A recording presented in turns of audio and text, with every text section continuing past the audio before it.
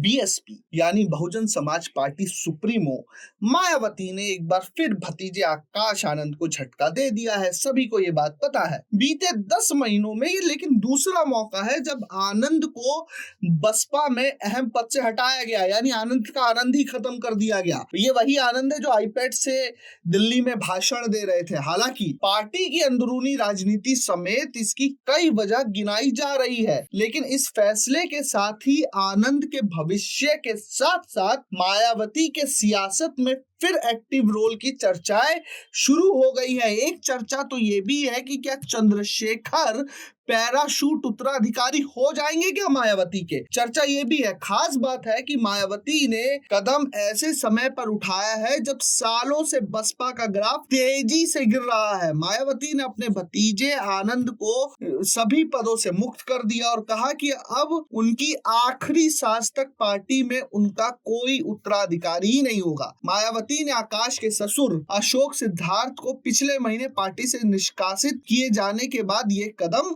उठाया है। पूर्व मुख्यमंत्री ने राजधानी लखनऊ में हुई बसपा की राष्ट्रीय स्तर की बैठक के बाद जहां जारी एक बयान में कहा कि पार्टी हित में आकाश आनंद को इसकी सभी जिम्मेदारियों से मुक्त कर दिया गया है। बयान में कहा गया कि इस कार्रवाई के लिए पार्टी नहीं बल्कि पूर्ण रूप से उनके ससुर अशोक सिद्धार्थ जिम्मेदार है। मायावती ने सिद्धार्थ को पार्टी विरोधी गतिविधियों को लेकर पिछले महीने बसपा से निष्कासित कर दिया था। बयान के मुताबिक मायावती ने कहा, जब मैंने ये निर्णय लिया कि मेरे जीते जी व मेरी आखिरी सांस तक पार्टी में मेरा कोई उत्तराधिकारी नहीं होगा। मायावती ने पहले में आकाश आनंद को अपना उत्तराधिकारी घोषित किया था, लेकिन पिछले साल हुए लोकसभा चुनाव के दौरान एक विवादित बयान देने को लेकर उन्होंने अपने भतीजे से यह ओहदा वापस ले लिया। हालांकि बाद में मायावती ने उन्हें फिर से अपना उत्तराधिकारी घोषित कर दिया। उत्तराधिकारी नहीं हो गए, पेंडुलम हो गए, कभी बैठाते हैं कभी उतारते हैं, कभी बिठाते हैं कभी उतारते हैं। बसपा चीफ ने साल 2019 में आनंद को पार्टी का राष्ट्रीय समन्वयक बनाया था, वहीं अपने ही भाई को पार्टी के उपाध्यक्ष की जिम्मेदारी सौंपी थी, यानी दलित के नाम पर खुल्लम खुल्ला परिवारवाद। अब एक अखबार के रिपोर्ट में सूत्रों के हवाले से कहा जा रहा है कि ताजा फैसले के जरिए मायावती संदेश देना चाहती है कि बसपा का मिशन उनके परिवार से पहले आता है। इसके अलावा कहा यह भी जा रहा है कि दोनों को पद दिए जाने के बाद मायावती पर वंशवाद फैलाए जाने के आरोप लग रहे थे। रिपोर्ट के अनुसार पार्टी के अंदरूनी सूत्र बताते हैं कि बसपा के वरिष्ठ नेताओं का एक वर्ग